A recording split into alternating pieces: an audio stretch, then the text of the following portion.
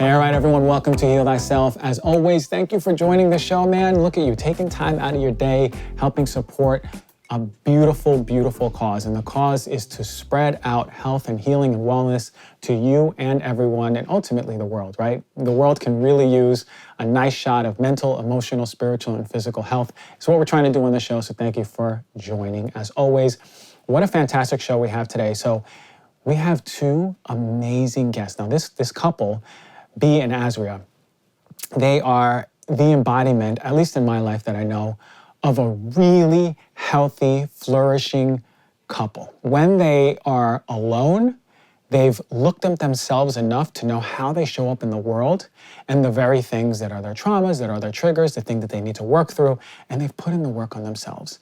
And thus, when they're together as a unit, it's really powerful because you get to see what love is like without fear. That's the love that we all deserve, whether it's with ourselves or in partnership.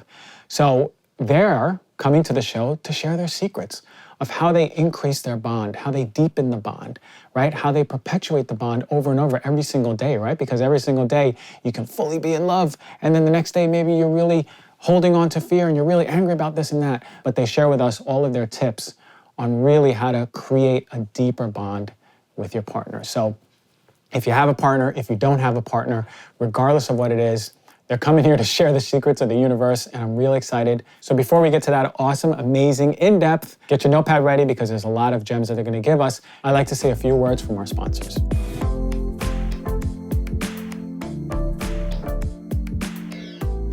Hey everyone, I want to talk to you about Birch Living. This is a partner that's been on the show for quite some time now.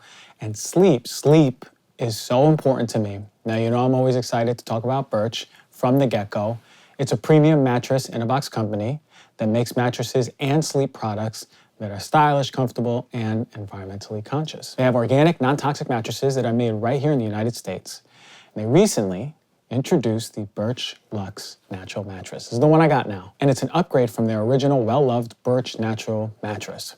Now, the Birch Luxe, it takes comfort, luxury, and safety to the next level, and here's why. It's crafted with responsibly sourced and sustainable produced materials like organic cashmere, organic New Zealand wool, fair trade cotton, and 100% natural latex. Now, it's got 8 different layers. So the Luxe was specially created with breathability and support in mind. And the natural materials that I just mentioned, it allows for increased airflow coming through the mattress, keeping you cool and comfortable throughout the night.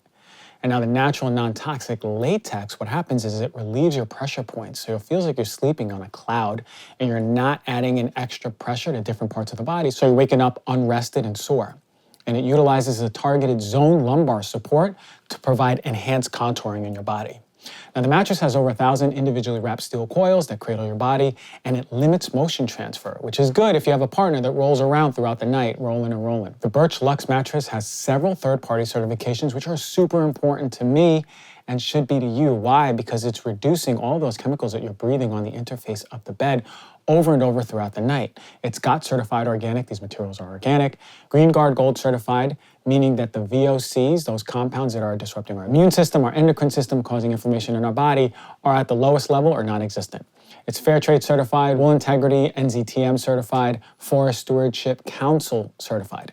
Now, for me, I had my Birch Luxe mattress now for about 3 or 4 months, and I love it. What I love most about it is the breathability throughout the night. I have yet to wake up once, even on a warm night, with any sweat, so I'm very cool. And it's supportive and relieves pressure throughout my body. Now, with your Birch mattress, you're gonna get a 100-night sleep trial, along with a 25-year warranty. That's 25 years. If it makes you nervous to buy something and you haven't tried it, you're gonna get more than 3 months to make sure that you love it. And if you don't, they're gonna come pick it up right from you, right in your front door. You're gonna get a full refund. Now, the best part about all of this is that Birch delivers right to your front door, free within the United States. I spoke about it over and over, how much I love my Birch mattress. You've seen it on my Instagram. I do think that you would too. So if you're looking for a new bed, check out Birch. You can go to the link below or go to birchliving.com/healthyself. You're gonna get $400 off of your mattress plus 2 free pillows. And if you've been dreaming about getting a new mattress and don't wanna wait any longer, you have till the end of the month. And all Birch financing offers are 0% APR, Head to birchliving.com, see if your purchase qualifies for this amazing limited time offer. Thank you, Birch. I know you heard me talk about NuZest plant-based protein powder before. NuZest is a constant recommendation here at Heal Thyself. Go back to all of my shows. You hear me talk about NuZest from the beginning. I'm going to tell you why. Now, other protein powders are not fully transparent, nor are sharing those results with the consumer. Now, NuZest regularly tests for gluten, dairy, soy, heavy metals, and all the other ingredients I normally tell you to stay away from. So this company shares their independent testing results, and they provide documents for all of their products across the board, the whole line. It's important to know what's going in your body, especially if you're using the product every single day and or giving it to your children. Protein powders are great because they help provide building blocks for vitality and support our overall muscle health. We know this. So now NuZest, very easy on the stomach, highly digestible, and none of the common allergens that affect us when we're taking protein powders. You may notice that if you've taken protein powders in the past, they really affect your digestive system, they might give you a headache, they might make you tired, and it's because they usually have a lot of common allergens. Whenever I review protein powders, NuZest is constantly in the top 3. The peas that they use are grown in northern France, they're processed in Belgium. They use a patented water technology, making NuZest one of the highest grade proteins out there, period. So if you're looking to add protein powder into your day, check out NuZest. For the Heal Thyself listeners, you're gonna get 20% off of NuZest by going to nuzest.us/healthyself. Once again, that's nuzest.us/healthyself. Or you can go to the website and just use the coupon code Heal Thyself and you're gonna get 20% off. Thank you, NuZest.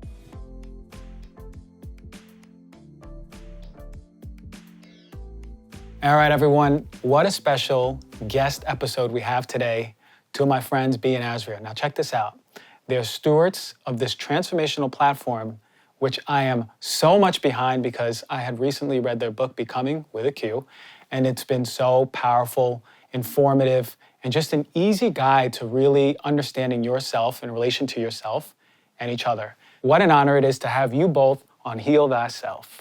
Thanks for having us. To be here, brother. Yeah, man, I'm very excited for both of you and what you're bringing to this world. We're just talking off air how I read the book, and it was powerful as it was easy to read, right? It was as true as it was just applicable. So that's the type of information that I love for the people, that we can just make transformational change and we don't feel overwhelmed. And we can relate to the people who wrote it. So I just want to bring a lot of love into this amazing book, Becoming, with a Q, and how it's going to change many lives, and it's going to explode. I'm very excited. Thank you. Thanks for reading it. It's a big deal to read a book, like from start to finish these days. There's so much content and options, and we're like oversaturated from every direction. So I'm really honored that you took the time to read it. 100%. Finish it. Yeah, all I do is the audio books, like when I'm on my walks, but to sit down and really get back to like reading words on a screen or a page, I haven't done that in so long. And you got it like printed out from the copy printer. It wasn't even a book. Yes, I did the old school way, the 90s way. You got it early. I got it early, but amazing stuff. But one of the major things that I notice as a theme throughout is relationships, your two relationships, but also our relationship with the universe. What have you found in a lot of your work with each other and other people is the biggest obstacle to connection in a relationship? Because so many of us are in relationship and we can't find depth within it. We can't find depth within ourselves because we're scared. What's driving that fear so much that we can't really understand what love is? Because I remember Disney, and that was my definition of love and many people's. And what is love? What is truly to be in love with someone? There's a lot of questions. Yeah, I feel like there's a couple different questions. Unpack 'em, yeah. Yeah, let's unpack them. So the first question was like, what is at the core of the fear that keeps us separated from love? And I would say the one word answer is trauma, like unprocessed trauma. And I think being trauma informed or understanding how trauma works is a new thing in our society, but there's a movement around understanding trauma. I think it's occurring, that's really necessary. I think a lot of people, myself included, and I think you as well, for a long time believed that trauma was really like very severe, very extreme circumstances, like severe physical abuse, for example. And so me on my journey of healing, you as well, we're like, we didn't have trauma in that way, the way that some people do. So we didn't necessarily relate to that term. But as we've gone deeper down the path of becoming and really doing our deep work, we're realizing actually there's a fair amount of trauma there that we wouldn't have necessarily seen as trauma, but experiences that have shaped us in a dramatic way, that have made us close down. And sometimes those have been very subtle experiences. You know, depending on how sensitive you are as a child, and most children are very naturally very sensitive, even a parent ignoring you or raising their voice at you or having a nervous, breakdown in your presence that you don't know how to hold space for.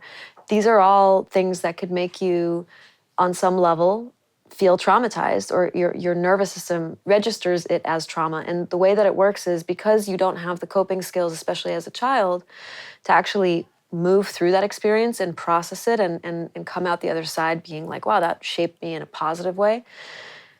The nervous system kind of traps the energy in the body, and it doesn't have the tools to move it through. So basically, we grow up and we think we're mature adults, but that aspect of us is like frozen in time. And so in relationship, because you can't hide in intimate partnership especially, but in any intimate relationship, that reflection of another person, it's like peering into the depths of your soul, and you start to see all these aspects of yourself, some of which are the 5-year-old Dr. G, who's like hasn't been able to move through something that happened maybe with his parents or in school, and that part of you can kick in and then essentially try to protect you. It's like that part of you doesn't believe it's safe fully to be yourself or to allow love in, because even the people that most love you, your parents, are sometimes not a safe place.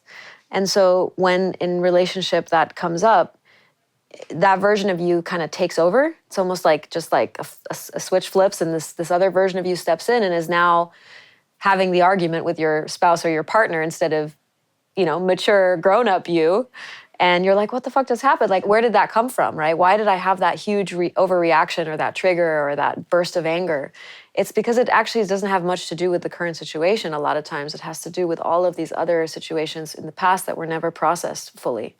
So that's a big part of the journey of becoming is being willing to like unpeel the onion, go deeper into those layers, and start to integrate all of those aspects of yourself so that when you are showing up in relationship, you can bring all of yourself and you can fully receive the other person with all of their light and all of their shadow, all of their traumas as well. Yeah, I think I'd just add too that like if I look at myself and look at say my previous relationship, when I ended that relationship, I could have written you an entire book of all the reasons why she was, responsible and all the things she did wrong. And in doing the work and really about looking at myself and taking ownership for the fact that in relationships, you co-create everything. We live in a society that likes to blame. But when you take complete ownership for the way you showed up, in doing the work, I realized that she couldn't show up the way I needed her to because I wasn't showing up the way I needed to. One of the tools I think that is most powerful in relationship is to take 100% ownership for everything because it's all co-created. When you look at yourself and the ways in which you've shown up, it allows you to show up differently. Co-creation is such a powerful word, right? Because a lot of times I can go, I did not co-create her being a bitch today. Like that is not my co-creation. How could I have attracted that? But really what you both are saying is to look deeper, to stop. And there's some really interesting example that was talked about in the book is when you feel that coming up, to get back to your truth and feel really like what is in here for you, because maybe the way that she's presenting as what you quote unquote call her, oh, she's really bitchy today, is the very thing that you need to experience, correct? David Data talks about, he has a chapter in his book, The Way of the Superior Man. I think it's Women Are Not Liars. And he's writing the book for women, but you could reverse it, right? But a lot of times your partner shows up and you say bitchy, right? Shows up in a way that doesn't feel in alignment, and also like you don't understand why they're showing up this way. But I think also looking at deeper or taking it a layer deeper is in that situation, maybe she's showing up bitchy, but what's really happening is she doesn't feel safe in the relationship. And she doesn't understand that consciously. At a subconscious level, she doesn't feel safe. And so she's mad that you didn't take the trash out.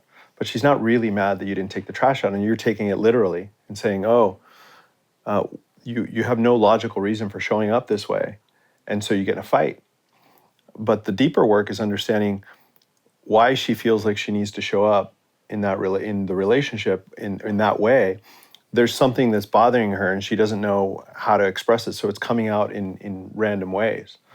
And so I think also stepping back and looking at the bigger picture and saying, okay, there's something underneath here that we need to address. Which happens many times, because I'm sure everyone who just heard that can relate and go, yeah, I got into a big fight about the dishes. And I have no idea why it went overboard, because there was like 3 dishes in the sink or something like that. But really, when it's something like that, you're saying there's always something deeper. Typically, you use the word trauma before, but like those little traumas or those things that we think now as adults weren't significant, but Azrya talked about as children were. I think the real thing that's happening is those traumas create a feeling of not being safe in this life suit, this body, this experience, this universe. And so really trying to find why do I feel unsafe, and really addressing the root issue, because the trash is not the issue, right? Taking the trash out is not the problem. There's something that's making this person feel unsafe, potentially. Yeah, like a really common dynamic, I think, between men and women is when women don't feel seen, or which will make them not feel safe, right? If they feel like their man is distracted or just ignoring them or focused on a million different things, not them, that creates a feeling of not being safe. And so even though it's not necessarily logical, a lot of times that will create some kind of bitchy behavior or anger, because they'd rather have any reaction than no reaction. So if it's just neutral, it's like it's easy to ignore someone, right? But if someone's like yelling at you, it's a lot harder to ignore them. So they're trying to get some form of reaction, which on a subconscious level is saying, hey, you care about me. Even if we're getting in a fight, at least you're here and you're present, you're engaging with me, right? My energy is having an impact on you. So that's a very unconscious kind of toxic feminine expression of wanting attention, wanting to feel seen, wanting to feel loved. But the root of that is not feeling like that true presence is being given. And then for men, a lot of times a very common defense mechanism is just to shut down, to be like, I can't with this, to leave, and to do kind of exactly the opposite, right? Which then only amplifies that feeling for the feminine. And when I say masculine, feminine, I want to be mindful, because a lot of times these polarities are really reversed, like that behavior could show up with men and women in the exact opposite way, right? It's not so much about the gender, and it's a lot more about just those polarities, but understanding who's holding which polarity in the dynamic is really helpful. And then understanding what's the real desire underneath this. The masculine tends to always be striving for freedom, and the feminine tends to always be striving for love. And so sometimes those can feel like in direct conflict with each other. But if you understand the polarities of masculine and feminine more in general, and you're not waiting until you're in a heated moment of complete breakdown in your relationship to like try and figure out what's going on, but you're actually doing the work in between, so that when those moments show up, you're actually ready for him. That's really where the magic happens. And then a lot of those defense mechanisms can come down. And a lot of we really don't argue or have like fights in the way that I think we're both used to from previous relationships. But when we do have like something doesn't feel good, or we're like what was that? We always stop and are like, okay, how am I co-creating this? What am I contributing to this experience? And if I can just get past my ego that's like insisting on being right, and I just let that go, like how can I? And a lot of times 30 seconds later, we're like, babe, I'm sorry, that was fucked up. Like I shouldn't have said that, that was coming from this place. But it's just because the awareness is there now. And it's been integrated so much that it's very easy to move through those conflict situations.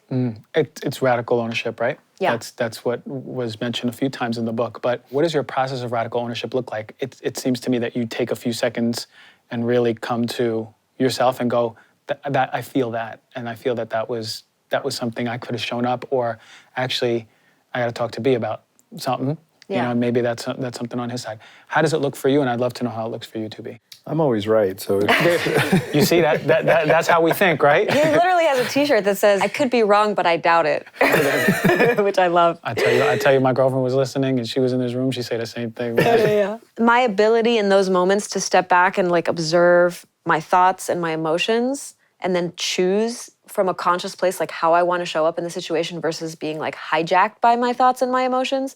That comes from having dedicated myself for many years to doing the inner work and really like meditating and being in stillness and journaling and spending a lot of time with internal reflection processes. So I've cultivated a fair amount of awareness in my inner state. Like when I was in my early 20s and we got in a fight, I would slam the door and be like, "Goddamn Yeah. asshole," you know, like. And then later I'd be like, "Man, I wish I hadn't shown up that way," right? And then there's like shame and guilt and apologizing, and that whole cycle doesn't really have to happen anymore because there's a real ability to intervene through awareness. That's really the ultimate tool.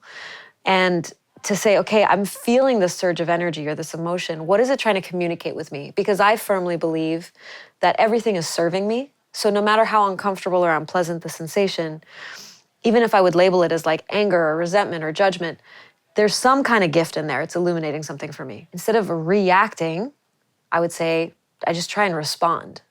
And I respond first and foremost within myself. Like I create a dialogue within myself, with myself, meaning my awareness, and then my thought and my emotion. Those are all separate entities that can communicate with each other. It's really going into that witness state as much as possible, not repressing or numbing the emotion or trying to get rid of it, but just like stopping, taking a breath, feeling what the emotion is, feeling how it's manifesting in my body. If it's anger, it's like hot and you know, charged, and I feel energy in my throat, and I want to say something that I know I'm going to regret. And sometimes if it's really charged, I might need to take a second and go off and like sit with a tree and be like, all right, what's going on here? But a lot of times we can right in the moment just kind of move through it together and be like, okay, this is what's coming up for me, or this is what it feels like when you show up this way. This is, you know, we have a lot of language that I think helps us move through those moments. I think, yeah, that's probably my answer. Mm-hmm. How about you, babe? I think Azrya has been a massive teacher for me in this. And so just seeing the way she moves through things has really helped me. We have this saying in the book that we use called trust the triggers to teach.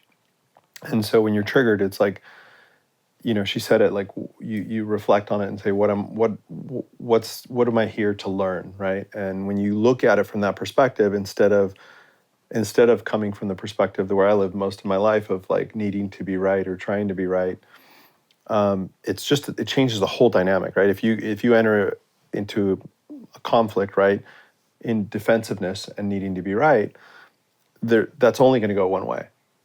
But when you enter and say, okay, like I'm triggered, why am I letting an external force affect me internally, right? Affect my internal state. And so when you look at it from that way, you're curious, right? And so you create a real curiosity around the challenge. And also, I think with us is there's just a deep level of respect. And so when the other person shows up, there's a kind of radical truthfulness to our relationship. And so I know that if she shows up and says, this is bothering me, one, I take it really seriously. And I respect and how she's approaching the situation. And so I sit with it. And so I respect and appreciate and trust where she's coming from enough to like pause and say, okay, like, what's the underlying thing going on here? Right. Because when we think we're right, it's very hard to respect someone else's reaction or opinion, right? Because at the end of the day, you don't trust how they're going to show up. But it seems to me that you guys cultivated something where if Azrya is feeling some sort of way, you have all his ears, all his heart, and then you take time to feel into it. Yeah, and I also reflect on like, how am I showing up that's causing her to feel this way, right? Which is another step that a lot of us miss, because a lot of us know about triggers and we talk about how we talk to our partners and even taking time from each other, but then making up. The part that we overlook is, how do I show up in order to have co-created this situation? How did I let it get this bad if it gets really, really bad in a relationship? I think the other piece, and we talked about it earlier, is also like, it's often not the thing, Yeah. right? It's often deeper. And so the first thing we do is like really like step back and really say, what's the real underlying issue there? And so it's often not the thing that you're in conflict around, it's something deeper. And so like even this morning we were on a hike, and I was feeling a little frustrated because we're feeling pretty overwhelmed. We're launching this whole platform. There's a ton going on. And it's like, well, what's going on underneath? Like, well, why are you feeling this way? What's the theme of how you're feeling, right? Stepping back from the individual issue, what's the larger, concern there? And so when you're looking at it from that perspective, again, it drives curiosity. And so when you're coming at something from a place of curiosity, the whole energetic of how you approach it changes. And the curiosity aspect is really important, because when your partner shows up and speaks their truth, it could still really trigger, and you can be like, that's not true at all. Yeah. But the curiosity is like, I hear you, like, and I never looked at it that way, or that's really interesting. And just what I'm trying to say is language is really important in these, very important in these sensitive times and relationships. What is some of the language that you guys use for each other? Well, first of all, I love the word curiosity because it has an innate innocence in it, and I think that's the big Right. thing that we lose in confrontation or arguments. It's like we stop seeing the innocence of the other person, who really at their core just wants to love and be loved, because that's all we ever want in this life. And so when we can have that level of compassion with each other and see the innocence in each other, one, that neutralizes a lot of the, that stuff, the like, I need to be right and I need you to be wrong and I need to dominate you. Like all of that stuff just kind of goes away. If one person is sharing something, and especially if they're in a charged emotional state, the other person like actively listening, because that's another thing that often goes out the window, is like once we've decided we're right, we're not listening. We're just thinking about the rebuttal. But to actually actively listen, let it penetrate what the other person's saying, and then reflect back what you're hearing. Like what I'm hearing is that you're feeling this. And even just that is like, puts the other person at ease, because now they felt heard. They're like, oh, you actually listened to me. Yeah. Or if you reflect back to them, this is what I'm hearing, and they're like, actually, that's not what I'm trying to say. Like, you're hearing something that's not my truth. You're distorting it somehow, or I'm not communicating it well. Like, let's get really clear about what I'm feeling and how can I express it in a way that you can truly receive it. So I think language is a hugely important part of this conversation, absolutely. I think another piece too, for us, this is less applicable to our relationship, but really with other intimate relationships with friends and family, not being attached to their seeing things your way, right? There's an attachment to like, I'm always going to convince or coerce or manipulate somebody to see things my way. And I think another thing that we've really worked on is releasing that attachment and saying like, there's no singular truth. I think we live in a society where everyone's trying to get other people to see things their way, and which is their truth. But the truth is truth has many layers, and Maybe that's the only truth. yeah, maybe that's it. And really like not making them wrong for their opinion and not trying to change their opinion, like not being attached to them seeing it your way. And in the book, at the end, we dive into some really challenging and intimate conversations related to family and friends. And in the audiobook we interviewed my ex-wife, who's like a sister to us, my daughter, my mother, a girlfriend we had for like a year, Mars. And we let everyone share their perspective that wasn't always the same as our perspective in the book, but we wanted to give them an opportunity to share their voice and not make them wrong for having a different perspective. My mom, for example, had some really challenging perspectives about the medicine work we do with psychedelics, with the girlfriend situation.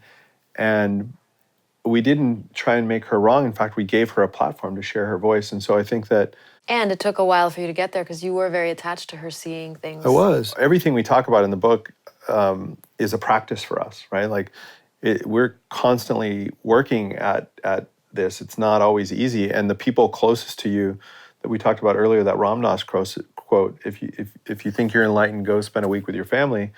The people closest to us, and we happen to not trigger each other as much, but in different relationships you have, other intimate relationships, family, friends, the people closest to you are going to trigger you the most.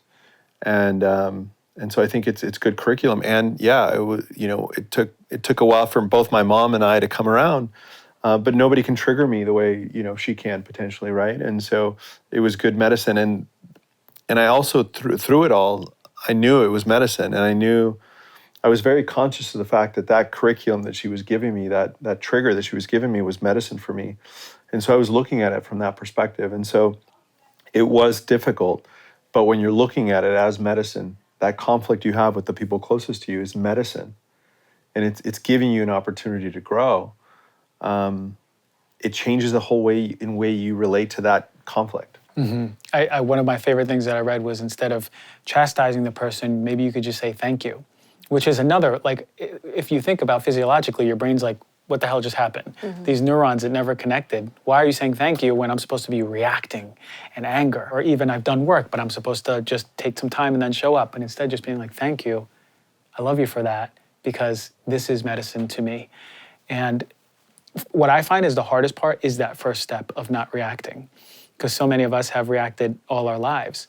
But when we really put it into our brains that this is for us, for both the relationship and for me, and this is healing, holy moly, then we really, that's radical ownership, right? Because then you take that step in relationship and you deepen it. When it comes to relationship, what I find a lot of people saying is that they can't find depth in the love of their relationship, or we were so in love in the first 3 months and 6 months, and then like we just like live together, and we don't have sex, or like he doesn't look at me the way he used to, or she's not as fun as she used to be. What's happening in these relationships that go quote unquote stale? I think maybe telling him a little bit about the Marianne Williamson perspective. I think this is such an important thing to talk about, because it really is this like phenomenon. I mean, we even have language for it, right? There's the honeymoon phase. And then there's like the fizzle, right? Like when things just kind of get a little bit stale, and it's like, okay, we're doing the thing.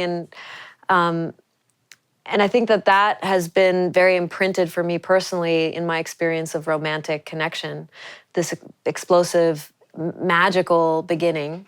And then sometimes very quickly, that sort of just disappearing like sand between your fingers. You're like, where did that go? Like, and how do I get it back? Because it's so special. So when we met, because I had gone through that a couple times over the course of my life in different relationships, when we met, I had this, because our connection was so explosive and insanely like just chemistry filled right off the bat, the fear was exponentially higher of like, oh my God, like, how can I hold on to this, And will this inevitably fade just the way all the other ones have? There's a beautiful reframe that I want to share, because from the scientific perspective, if you read books from a more scientific lens about romance or relationships, it's through this neurochemical lens, right? It's like, okay, biologically, from an evolutionary perspective, you're programmed to put on these rose-colored glasses. You're getting, inundated with all of these chemicals that are making you believe that this person is somehow perfect. No one can talk you out of it. You're like, no, this is it. Like, I found my person. And you're living in this sort of fake reality, right? Where you're not really you. You've been hijacked by a bunch of love chemicals. And then those will fade away. Because nature is designed to get you to procreate and then like move on. And then now you're stuck with this person that, you're really not that, you start to see all their flaws. And this is a very, I think, kind of damaging perspective from a biochemical lens. It's factual, right? But Marianne Williamson did a talk on romantic love recently that I found it recently. And she shared something that I thought was really beautiful. And she said, in the Course of Miracles, which is what is the backbone of her teachings, it's actually completely the opposite perspective. So basically, the idea is that beginning phase, that honeymoon phase, is like a gift, like a divine gift of spontaneous enlightenment, where you actually see the truth of the other person. You see the perfection of who they really are beyond your lens of judgment. And it's a gift that you get to bask in and as a reference point of what's possible. And then over time, the illusions start to creep back in.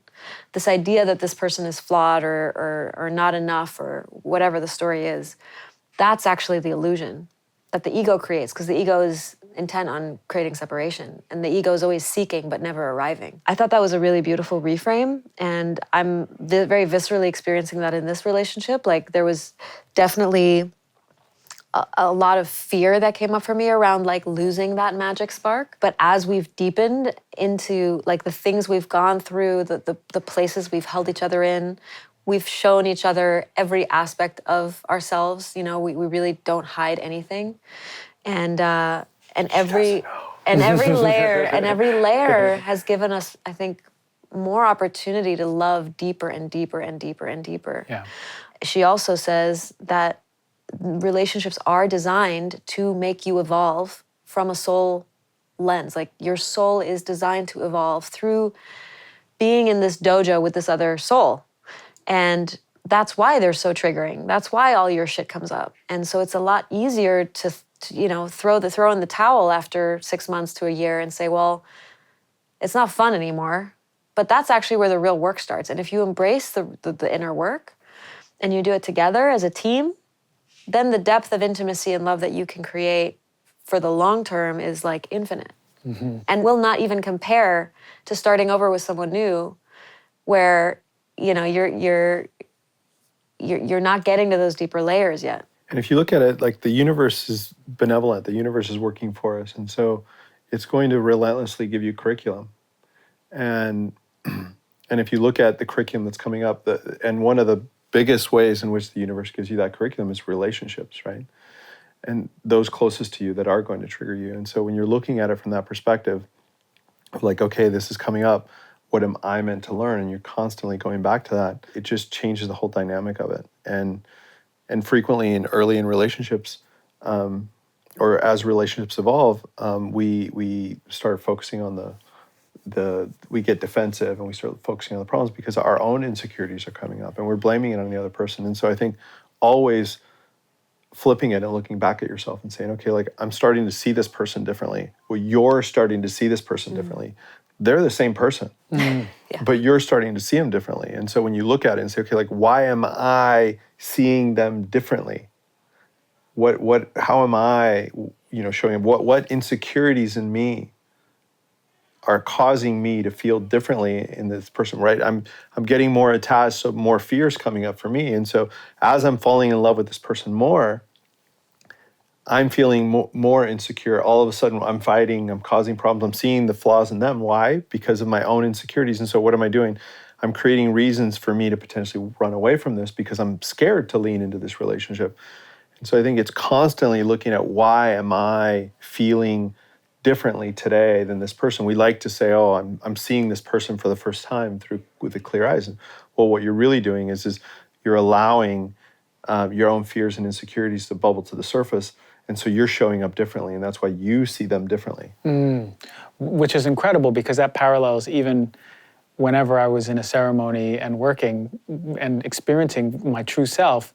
I'm like, oh yeah, that's me. I was like, I remember now. And then like 3 weeks later, I'm like, oh man, why do I keep doing this? You know, it's the same thing. It's like you're shown what's possible. What's possible. You're shown really what the love is between you both. And people are addicted to that. That's why people serial break up and date. They love the 6 months or the first 4 months or 3 months, whatever it is. But it's that breaking point where we go, oh man, this is scary. And now I'm ready to lean into this because essentially it is us that is in that experience and experiencing that person is different. I love that you said, they didn't change. That person did not change. It's the same person. But it's crazy the illusion that the ego will give us that says, no, that person's not to be trusted because she didn't pick up my phone at 12 o'clock at night and I made up that story that back in 2004 when I was cheated, everything. It's wild how they, and I love the visual of the ego. Can you go back onto the nightclub visual with the bouncer so people can understand? Because a lot of people hear ego, but they don't understand really how it sponsors their life. And I think that the visual is really helpful for us to have a better understanding. We talk about the heart as being this very undervalued intelligence that can really help us navigate life, make decisions, like a heart-centered operating system, you know, versus just all intellectual, mind-based. And so the ego, which Eckhart Tolle would describe as like the separate self, the part of us that has bought into this idea that we are separate, which is actually from a quantum perspective, not true at all. We're all connected through energy. To differentiate ourselves from that, there's some form of separation that occurs, right? I am Azrya and you are Dr. G. And so we have these individual expressions. The ego is generally, different perspectives on the ego. A lot of spiritual teachings say the ego is actually like the villain, the enemy, must be overcome. Our personal perspective is that the ego is just like the overzealous bodyguard at the nightclub. And the club is your heart, really. It's the part of you that deeply feels life and is, sensitive. And there's a part of you that's terrified of feeling painful things. So you have this bodyguard that's like, no, you can't come in the club. Like, you're not going to ruin this party. But the problem is if you don't let anyone in the club, there's really no party, right? You're not actually living. You're not fully alive because you're not letting things penetrate. So having that awareness when those defense mechanisms come up, whatever they might be for you, is like, oh, that's my bodyguard, my ego kicking in, going like, no, I won't let you in because I don't want to be hurt. But what if I'm willing to feel that hurt? What if I'm willing to take that risk and actually feel that hurt? And in our relationship, our egos got very much activated early on, trying to defend ourselves from each other. Like, the beginning of our relationship was for sure a bit treacherous in that regard because it was so intense. There was so much possibility. There was so much love, so much connection. But the more you have of one thing, the more you also have of its opposite, right? So then the fear of like, what if it all falls apart? Or what if we lose each other? What if we hurt each other? Like, all of that came up too. And through psychedelic assisted, ceremonial work and really going deep together, we were able to kind of like let the bodyguard take a sacred pause, give him $5 and send him to the coffee shop kind of vibe, so that we could actually meet each other in our truest truth, which was just pure love. And be like, oh my God, like, of course we're in, All that other stuff is bullshit. Yeah. But then, it's a psychedelic experience. It wears off. It's not designed to be forever.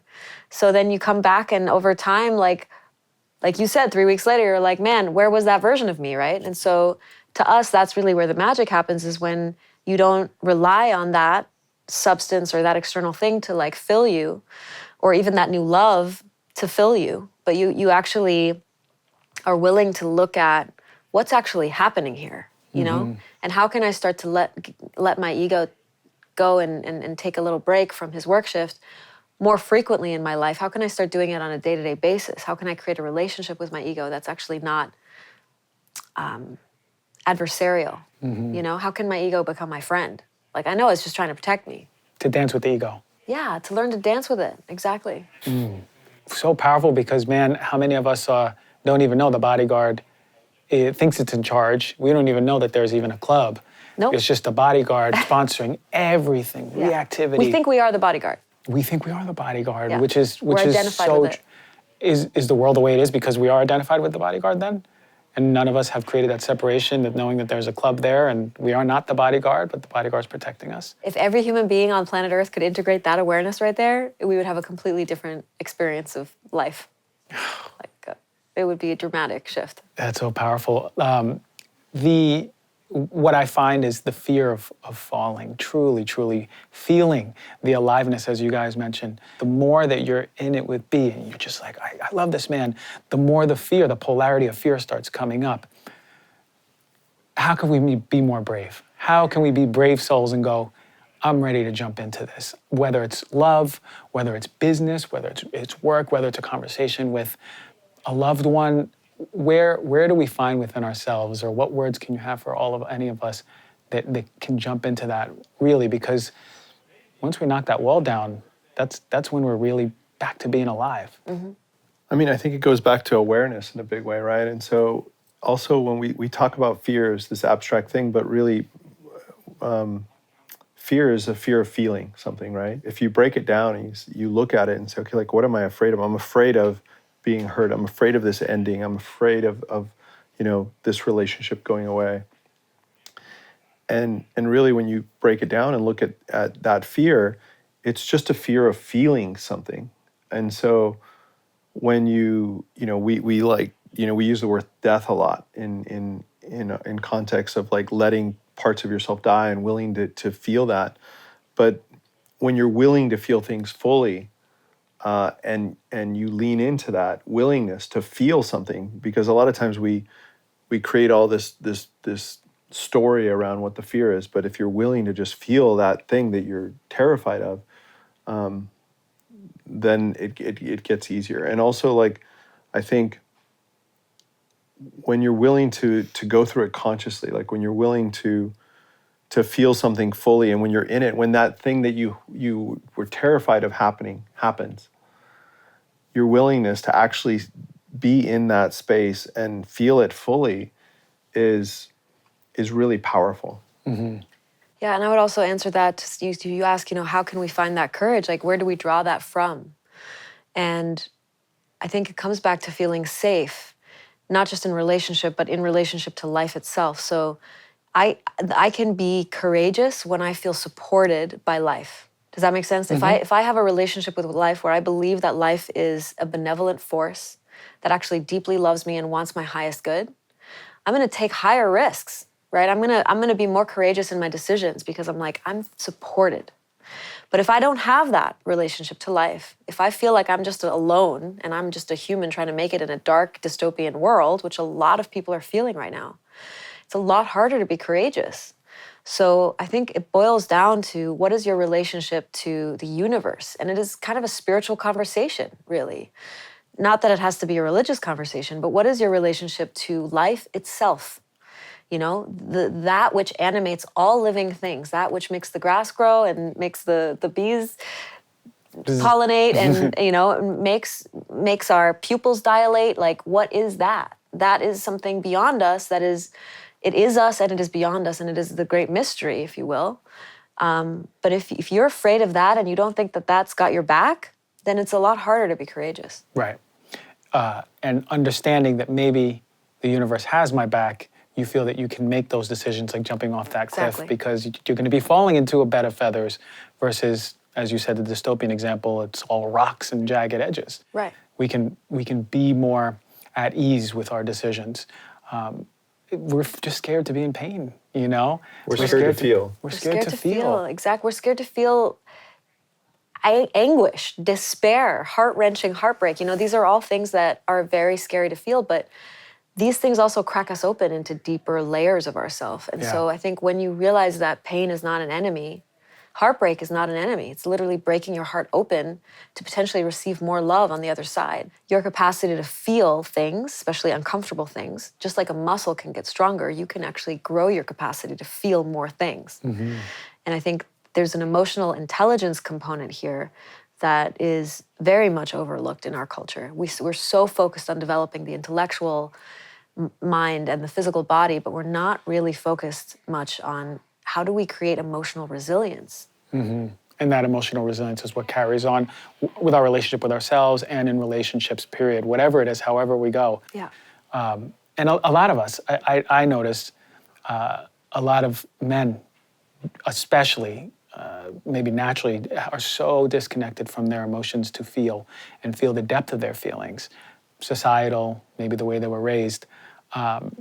That's why I'm always in awe of men who can show up in their authenticity and be like, shit, man, that really hurt.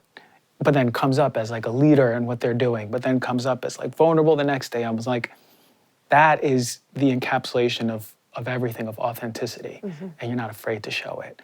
And Well, they're also balanced, right? They're the masculine and feminine within them is, because we all have masculine and feminine, and so there's a balance there. And so when you see somebody show up in true masculinity, it's because his feminine side is also integrated. Yeah, and I don't know if maybe should we just share briefly when we talk about masculine, feminine, what we mean, because please. it's not maybe like what people might think. So the masculine is like the part of us, and again, regardless of gender, but the part of us that is very oriented towards creating in like a linear space. So like someone who's really good at thinking ahead and structure and organization and logic and reason. And these are all kind of very important parts of the masculine pole, which we require to live a good human life. The feminine side is kind of the opposite. It's like the feeling, the intuition, the connection to nature, the song, the dance, the play, like that's more of the feminine energy. And when you have both of those energies working in unison, you have the perfect ingredients for life to really flourish, because you really need both. You need the nurturer and you need the provider. Those are like more of the traditional ways of looking at it, right? But and in an ideal world, each individual in the relationship has both of those energies integrated. So they're not lopsided. It's not one is out of balance with the other. Like, you bring two whole individuals coming into a unit of relationship, into partnership. And then there's this exponential growth that can really happen, because both can tap into these different aspects of themselves. But a lot of times those different polarities are really at war with each other. And that's when things get really painful, because a lot of times if there's war in your external reality, if you're having war with your partner, it's a reflection of the war that's happening within your own internal polarities of masculine, feminine. I find from a personal standpoint that my girlfriend brings out of me the opportunity to, I've never been a good planner or really logical, but I've always been like play and flow and, creativity. But because I see the importance of her to feel safe and open in that space, and her not to step into the masculine all day at work and then at night, I go, whoa, wait a minute. This is something that's required of me for this relationship to flourish. So it's beautiful how the relativity, the mirror, what she's showing, what she's asking, is actually feeding me to be more in balance, as you were saying, which is powerful, man, because what a gift. What a gift that just a relationship can do that deep healing. Because who knows, maybe I would have read a book and it would have resonated, or maybe one wouldn't have. But in a relationship, you're on that dojo, or you're in spiritual boot camp, and I'm ducking under the poles and everything, and in the mud, and I'm like, okay, I'm doing this. It's like I'm working a muscle. I feel pretty jacked right now. Yeah, well, it's having maturity is really having the awareness, right? Is maturity is being able to see that thing, and so just even being able to say, like, my woman is showing up in her masculine all day, then comes home and has to show up in her masculine. So I need to show up in my masculine so she can relax into her feminine, right? Having that awareness is just game changing, right? Yeah, game changing and really powerful and strengthens the dynamic. Azrya, you mentioned it in a relationship, it in many ways mimics our trust of the universe. Can you talk a little bit more about that for the people who may have not understood the depth of that statement? Because it's really powerful. It mimics the way we show up in both ways, even outside of relationship. What's true on the macro is also true on the micro. So like the individual experience, or the partnership between two individuals, that's a microcosm of the macrocosm, which is like our relationship with the planet, with the universe, with the larger forces that govern our experience of reality. And so part of why I'm so drawn to the shamanic path, working with the plant medicines, which is a very spiritual path, is it's really about taking that lens of awareness of what life actually is, or what reality actually is, and just consistently expanding it a little bit more, a little bit more, a little bit more. So to give you an example, like there's what we see with our eyes, right? And hear with our ears, and taste with our mouth. And like we have our five senses that we're very accustomed to. And most of us think that that's just what reality is. It's what we experience with our five senses. When you start pulling back the veil a bit, and whether it's through breath work or meditation or plant medicine, some kind of altered state of consciousness. Sometimes it also happens spontaneously for people, but more often you have to seek it out. You start to realize that there's a lot more than meets the eye, that there's actually a whole nother like dimension of energy that is happening, that is also having an impact on our reality, but we can't necessarily perceive it with our normal waking state of consciousness. Mm-hmm. And I think the real safety comes when we're actually consistently cultivating a relationship with those forces, whether it's the forces of the elements. Like if you think about it, water, air, earth, fire, right? These are all fundamental aspects of being a human being. What are the elements? They're essentially just energetic forces that make up our physical material realm. We cannot exist without them, right? If the sun, the fire, stopped existing tomorrow, we'd pretty much be screwed, right? If the water disappeared, we'd be screwed. If the earth stops giving us food as it is, because the soil's really pretty jacked right now, like everything starts to crumble. If the air isn't clear to breathe, if our lungs are blocked, like we simply cannot live. So from a very fundamental level, and this is why you see this in indigenous cultures or shamanic cultures, you will always see the elements as a very predominant part of the teachings and of the cosmovision, or like the understanding of what reality is. It always comes back to these very basic things. So it's very easy for us to understand these things on a conceptual level. It's a very different thing to actually feel the essence or the energy or the intelligence of water, of earth, of air, of sun. Like, how do you, it's just this thing, right? It's just this abstract thing. Like, how is this somehow intelligent? How is that supposed to work? And so I think that is, for me personally, where a lot of my trust in the universe has come. It's come from spending time with these forces, whether it's the elements or, a lot of it really for me is my connection to nature.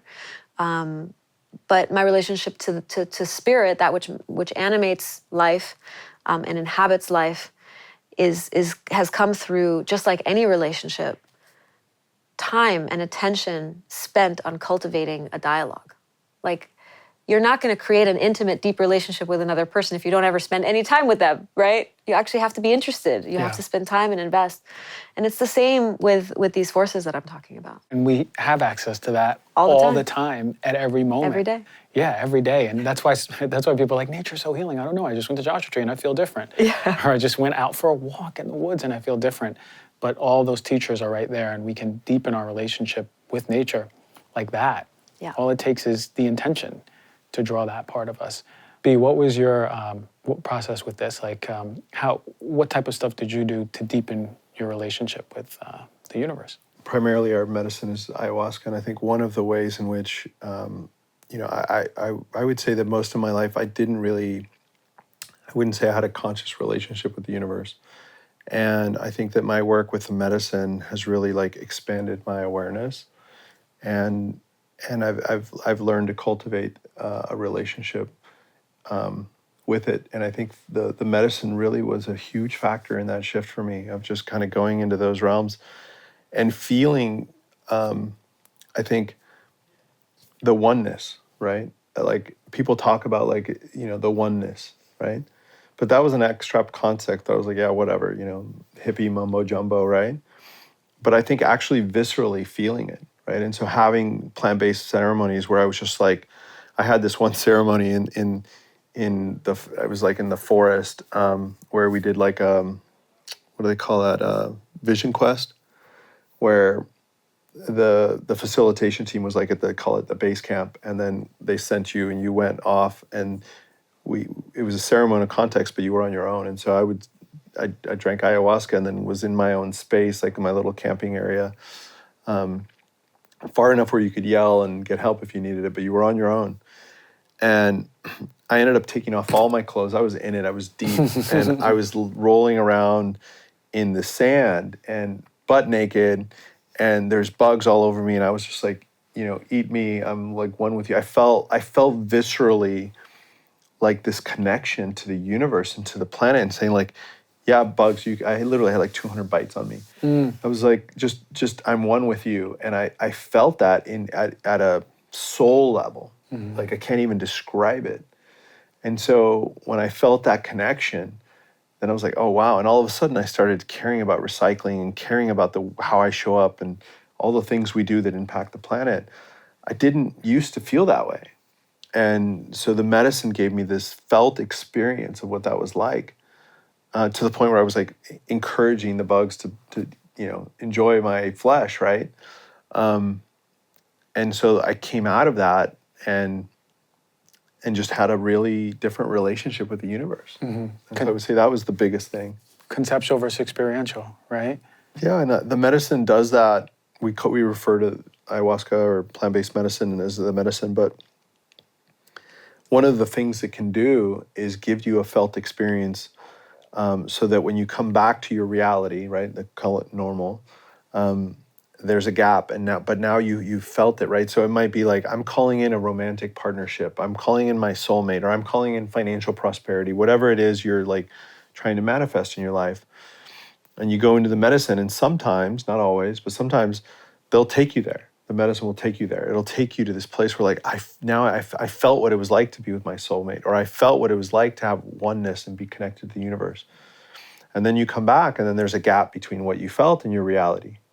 And so the real work starts at that point. There's an integration that gets to happen. And so our work is to close that gap. And so the medicine has done that in many ways for me. Early in our relationship, when the defense mechanisms and the walls and I was ready to run out of this relationship almost the moment we started it. And then the medicine was just like, showed me what this love was. And so I had this felt experience, and I was like, I could lean into that and be like, okay, I now have a reference point to shoot for. Yeah, which is the most powerful thing, because now when you're quote unquote back at normal, you get to shoot for that reference point. You always have that relativity. You have a reference point, yeah. Always. Super powerful. I've never spoke about ayahuasca on this show. I've personally never done it. I've never been called yet. But for those who have no idea what it is, I know you both sit in many ceremonies and done a lot of work, and you talk about it so openly in your book and the power of it, and some really deep stories. I read there was one very funny one with you in the room naked. Second one with you naked. The second one, yeah. He has this habit of removing all of his clothing. When, shedding his layers, right? It happens on ayahuasca for me. It does, but I hadn't thought about it. Yeah, it's happening. It's a theme. But a lot of us heard about it. But what is it for just to clear it up, and what have you found is the way that it works in the psyche? What's the intelligence, and what is it showing you? Just so maybe they can pique our interest, or so we learn a little bit more. It's an indigenous shamanic plant medicine that is basically a brew, and it consists of 3 ingredients. It's made of a vine, a leaf, and water. And the leaf has DMT in it.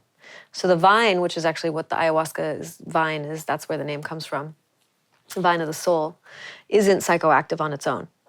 The leaf is what creates the DMT component. And DMT is something that we naturally have in our bodies, but it can give us out-of-body experiences, can help us dissolve that veil between what I was saying earlier about the 5 senses and then like everything else.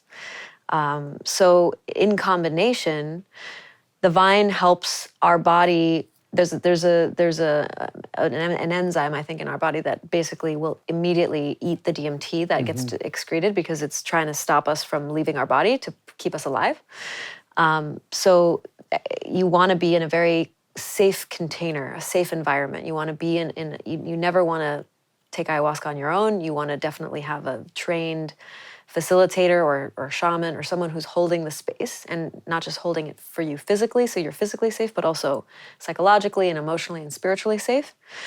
And so it allows you to essentially travel into this very altered state of consciousness, which can look a lot of different ways. No ayahuasca ceremony is the same, and there's very different experiences for people across the board. So my personal experience is often very out of body, very visual. Like I go into other realms, I go into other dimensions. I can go into the past, the present. I can, like, time dissolves. It's pretty wild for me. I'm very sensitive also, and have sensitized myself over the years even more through eliminating alcohol and processed foods and just detoxing and all the spiritual work I've been doing. Some people feel it much more in their body, and they don't really leave their body. There's a lot of healing that can happen on the physical dimension as well. So if someone has an illness or an ailment, you can actively work with the medicine to go into those areas.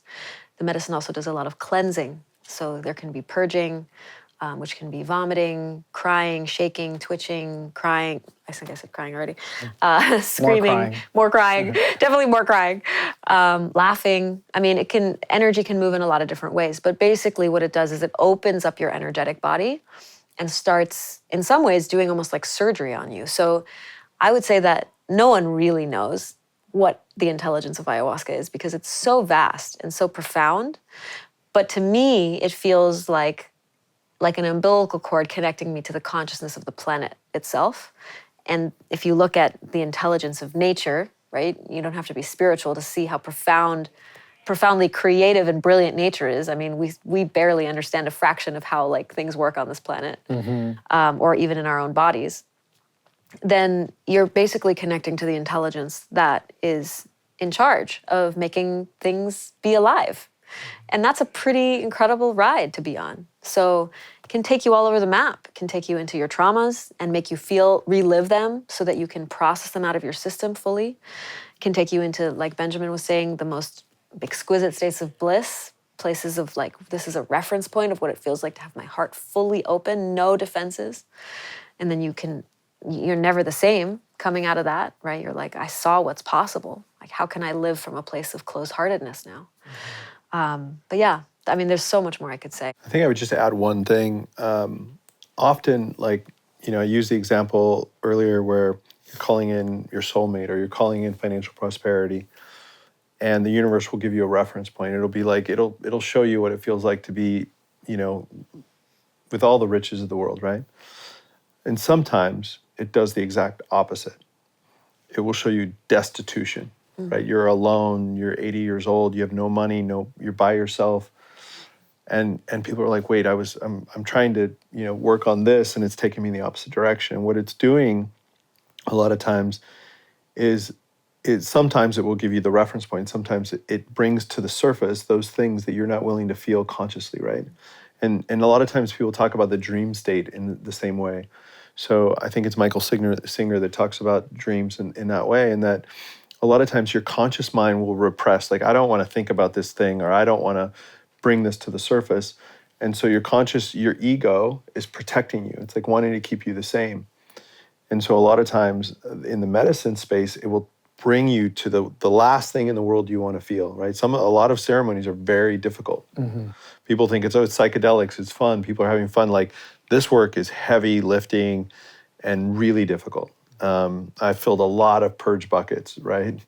But what it's doing is bringing to the surface those things that your conscious mind, your ego, isn't allowing you to feel, so that you can actually feel them fully. Wow. And actually process them and transmute them. Because we spend so much of our lives trying to repress those feelings that we don't want to feel. We're scared of feeling it. And so, like, let's keep that over there. I don't want to talk about that. I don't want to feel it. I don't want it to happen.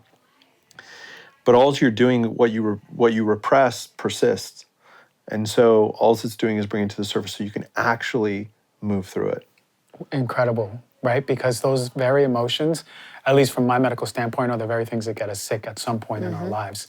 We've both lost people that have had those emotional repressions, or just stress or anxiety, all that pain. And in many ways, this is an opportunity for you to feel it in that session and then get it out, transmute it as sometimes vomit, sometimes tears, more tears, as you said. And I'll say that I didn't realize it. In the same way, when you don't eat clean your whole life, I spent most of my life eating like shit. And now I eat clean. If I eat something really bad for over a period of time now, like, I really feel it, right? Because I've cleaned my vessel, right? It's the same with the emotional body. And I didn't realize it, but I've spent most of my entire adult life in a perpetual state of anxiety. And I would wake up and immediately be stressed. And in this work that I've done, and this deep medicine work, not just with the medicine, but the whole spectrum, I now all of a sudden I'm like, oh my God, like, I wake up in the morning and I'm not anxious. It's not that I don't feel stress or I don't get anxiety. Even this morning I was feeling something, but like, as a general kind of feeling, my default state is peaceful. And I never knew what that felt like for my whole life. And I've been able through this work to get there. Because I've been able to actually let it all come to the surface and actually feel it. And, ayahuasca is not the answer for everyone. It's not for everyone, and everyone should consult a doctor and all the things, but it's been a tool for me. And whether that tool is, deep meditation work or sitting with a therapist, whatever it is, but letting a lot of those things come to the surface so you can actually feel safe in the universe. And I could honestly say that, for the first time in my life, I actually feel safe. That if I lost everything I had, that I would be protected, is a new feeling for me. And profound. It's everything, right? Because you feel held and protected and benevolent, right? The universe is benevolent. It's for you. It's got your back. And we forget that, but you're feeling it in your body. And what a feeling it is to wake up with peace. At the end of the day, it's like, can I feel love for myself, the person in front of me, the universe, and just be at peace? Like, man, how so much of us just want that feeling. And the human body is so incredible because we'll adapt so fast to that anxiety, and that's your new normal. In 3 months, you forgot what it was like to feel at peace. Yeah. You know, and I'm such a firm believer, and a lot of my work in medicine has come to that place. It's like, you're suppressing those emotions. If you ain't transmuting them and purging them out at some point, whether it's you, like you said, breath work or meditation or, you know, body work or something, that will manifest in the body some way, somehow. Yeah, and that's what a lot of traditional talk therapy doesn't quite get to. You know, our minds are so sophisticated, and our capacity to tell stories about everything is so sophisticated. So we can reframe things, which can be very helpful, right? To talk about a traumatic experience and then reframe it and see the gifts in it. And like, that's a big, important part of the process. But if there's some aspect of you that is, like I said earlier, frozen in time, like that is still feeling the charge of that trauma in your nervous system, and you're not moving that through just language alone, it's probably not going to really fully resolve itself. So getting into the body is a really important thing, even if it's a practice of just like shaking it out or dancing it out or whatever that is. But like that somatic healing, I think that's the next layer of transformation that is really going to start becoming mainstream, because a lot of people go to talk therapy and are like, I've been doing it for 15 years and like, I'm not that different, you know? 100%. I always say the talk therapy will show you that there's a tree, but it won't show you the roots. The roots are in there. You have to get into the body and get it out. And get into the subconscious. And get into the subconscious, man. I've gotten into states where I was like, oh, this is an exorcism. Like, this is where exorcisms come from, because like my body's twisting and my heart is moving and I'm breathing hard and I'm just like yelling, but like crying at the same time, but then like burping. I'm like, what the fuck is going on right now? Yeah. But I knew that if I got my logical mind out and let my body in its own intelligence do what it needs to do, just like it happens in animals when they run away from a lion, something is going to move. And boy, like 2 hours later, I'm sweating and I'm just like, I feel a million times lighter. Yeah. There was like a scream from 1998 that came out of it. Yeah. And I was like, whoa, 8th grade right there? Whoa, that was interesting. Yeah. But a lot of times the dream state is similar, right? It brings to the surface those things, like you're like, well, that was the craziest dream. I killed somebody or something happened, right? But it's your subconscious bringing those feelings to the surface so you can actually like move through them. And yeah, a lot of us wake up and they go, I can't believe I was just stabbing someone in my dream. I'm such not a violent person. I was like, maybe you got some anger in there, you know? Maybe it's deep in there. But I wanted to really touch on one important thing that you communicated a lot in this book, the soul's curriculum. And it came in and out of the book, I mean, throughout the book all the time. And it's such an important concept for people to understand, because when we do, I think it gives us a lot of peace and understanding of ourselves. How do you describe the soul's curriculum? We've talked a lot about things in a conceptual way, so maybe if you want to share about the little boy that couldn't read and how that curriculum has been such a profound journey for you. So, you know, for me, I was highly dyslexic and ADD as a child, and still am, although I've grown out of it in a big way. And so I spent most of my entire life feeling, you know, stupid, unworthy, unsafe, right, in the world. And so that's been my biggest curriculum. And so we talk about soul. One, there's curriculum, and we'll dive into that. But the soul curriculum is like, I was put on this earth to move through this, to learn from this. And so my work has been largely, you know, I spent most of my life, I was a very successful entrepreneur, and that was my way of seeking external validation of being worthy, right? And so there was no amount of external validation that was going to satiate the insecurity within me. And so I feel like I was given the opportunity by the universe to work through this and get to a place where I feel worthy. And again, it's a practice. Like I've made, you know, I'm made tremendous progress, and it's a practice, right? And so looking at your, like, what is my curriculum in this lifetime, right? And then also, I think I alluded to it earlier, but this concept that the universe is benevolent and it's working for you, and so it's going to continue to give you curriculum. And it's relentlessly going to serve you. And so when you move through something and all of a sudden you're at a place where you think you got life figured out for a moment, what's the universe going to do? It's going to give you more curriculum so you can step into a higher expression of yourself. And it's going to continue to do that until the day you die.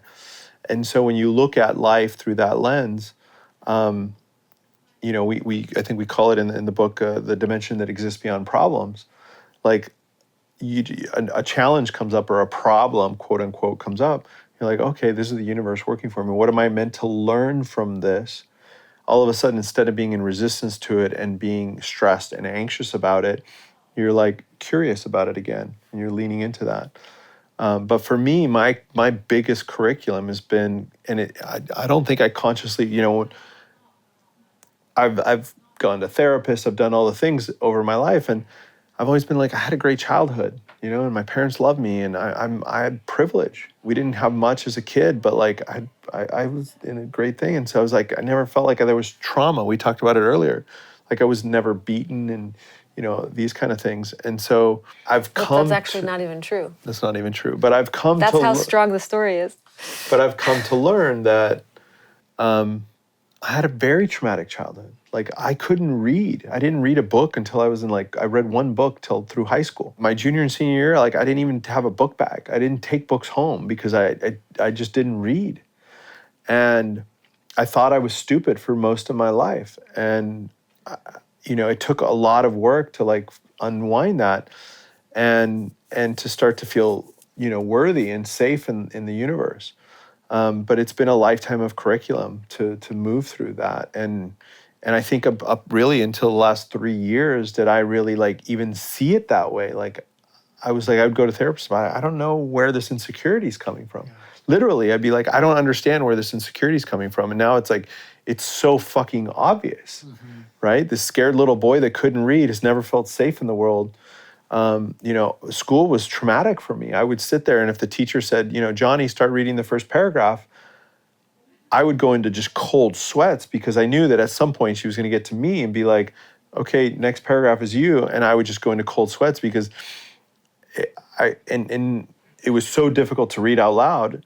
One, from just the anxiety and the trauma, but also the way I saw the words on the page. I would read the same paragraph 5 times in a row, and I couldn't remember what I read because I would have to focus so much on just reading the words that I couldn't remember what I said. And that scared little boy, talk about trauma response, like PTSD came up really profoundly when we were doing our audiobook recording because he had to read out loud in front of me and the engineer.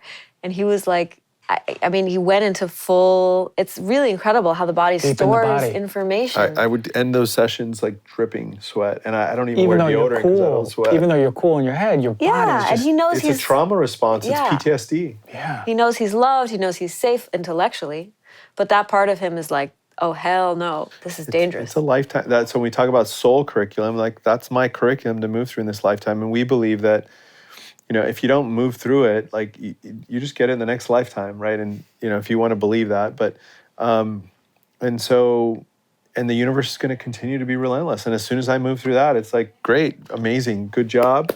Here's the next, you know, the universe wants us to step into the highest expression of ourselves. And the only way to do that is give you curriculum, give you challenges, give you problems, which is traction, right? It's like you can't, it gives you traction. Okay, like I can grow because you don't grow unless you have challenges. For sure. And how many of us with a really narrow consciousness would go, yeah, but look, you did well in business, you know, like you made up for it, right? But the fact of the matter is that like you've been gifted as a kid this opportunity that's your soul curriculum until even this day and over and over. And it manifested in relationships and women. There was this need, this lustful need to conquest women because in some way it was validating to me. And so it expressed itself in business. It made me a great entrepreneur. Also an entrepreneur that could never be satiated or satisfied and unhappy. But also it really manifested in a unhealthy relationship to women. Yeah, I had such a fear of math. And I still get PTSD when they hit me with the check. And I'm just like, oh, how much do I put on the tip? And I always, my girlfriends would be like, Christian, I taught you this last week. I'm like, no. I'm like, oh, I'm like sweating. And I talk about dreams. every other month I still have nightmares that I'm in math class in high school, and I have one more test to take before I graduate, and I fail the test every time because math is like PTSD, man. It was so difficult for me when I was young. So an interesting thing might be to look at why that dream keeps coming up, because there's, the dream's coming up so you can actually feel it and process it and bring it to the surface. It's keeping it there because there's still a feeling of being unsafe in some way. Wow. And it's so true, right? I'm hearing this and I'm like, we make such small things of it because that's how many of us think. I had a great childhood, but I had some trouble in school, but like math was always difficult. But you don't make a big deal of it, I graduated, I went to college and I got a good job. But when you really honestly look at your life and see those things for what they are, you were a child, you don't know better, or you were in high school, you didn't know that the universe is benevolent and it's got my back. We didn't have these teachings, you're in it, so it's such a beautiful process, man. And when is this, so the book is out at the end of the month, right? And the platform, what else can we expect on this whole platform? Because all I know is about this book, but what is coming? What's this tidal wave of Becoming with a Q? By the time you're listening to this podcast, the book will already be out. We're very close in this moment. It's a platform designed to bring transformational tools, media, and experiences to people. So the tools are everything from like the book, which has tools in it as well. And then we have there will be 3, but we have multiple basically transformational online and offline processes that we'll be offering. They're like courses that let people go really deep into the work and everything from, recorded video content to Zoom calls to like retreats. Just to elaborate on that, we have a 6-month process that we take people through, and it's a really deep dive. And over that 6-month process, you build a new operating system for your life. And so you literally walk away with a 200-page deck that you've built over a 6-month period of time with curriculum and videos and all kinds of content and Zoom calls, where you walk away with a new operating system for your life. And for a select few, we go a layer deeper and we do 3 retreats over that 6-month period of time where we go deeper and use plant-based medicines to kind of go really deep. Mm-hmm. Yeah. On the media side, so I have a background in filmmaking, acting, storytelling, and we've been documenting a lot of our journey because there's one of the things that the medicine has continually shown me is that what the world needs is reference points, like case studies of people who are actually doing this work, who are actually looking within, facing their shadow, coming into a more integrated expression of themselves, and willing to vulnerably share that process, because it's a gnarly process. Yeah. A lot of it's really hard, and it's not necessarily easy to share. And so part of our curriculum or dharma, if you will, our purpose in this lifetime is to be living, breathing examples of what it looks like to be fully committed to the path of becoming, both in our union as well as individually. And so our book does that. It's a very raw, uncensored, as you know, kind of expression and story of our process. But the media content does that as well. So we have a variety of kind of documentary style content that people can interact with and really see, like, what does it look like in action, take it out of the conceptual and put it into the material. So there's going to be a variety of what we call media as medicine content that will be released on the platform as well. And then the experiences part is we love bringing people together. We love community. We believe in the power of community.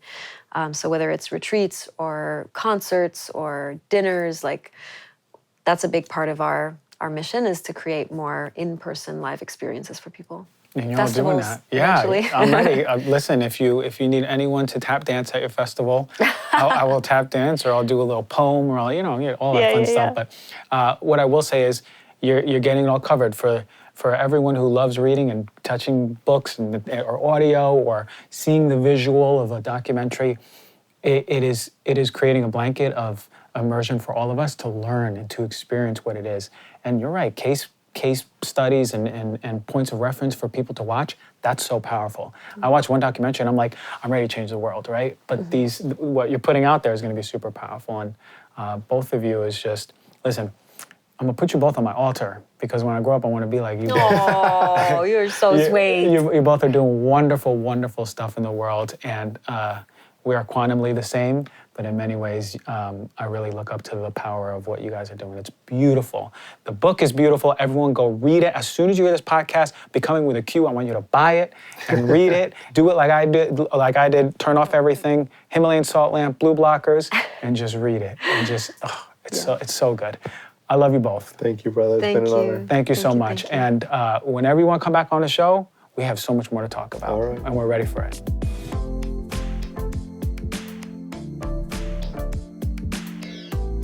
Man, I hope your notepad is full because so many bombs and gems were dropped by, man, that conversation was inspiring. I feel so good about myself. I feel like running on top of a mountain and shouting the secrets of the universe that they just shared with us, and I really hope it resonated with you. As always, thanks for coming to the show and listening and reading and reviewing and subscribing. And if you haven't, support the show by doing so. I love you all, and I'll see you next week.